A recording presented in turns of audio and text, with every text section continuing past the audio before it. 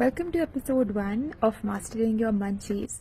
Today we are making Fordni se varan with Healthy Roots A2 Desi Cow Ghee.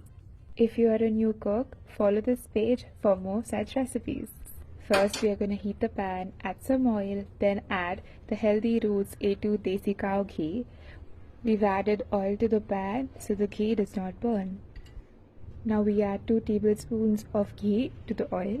We need tomato, coriander, garlic, goda masala and some jaggery.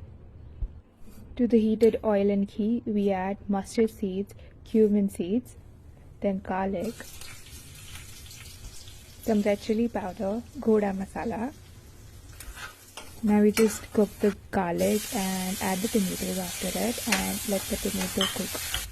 Now I have added jaggery powder to the fordni and now I'm going to crush some dried curry leaves so that it actually goes into your system.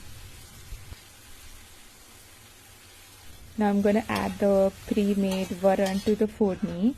It has turmeric, hinger and salt. Just mix it well and now garnish it with freshly chopped coriander leaves. Cover it with a lid for a few minutes and you're ready. That's it.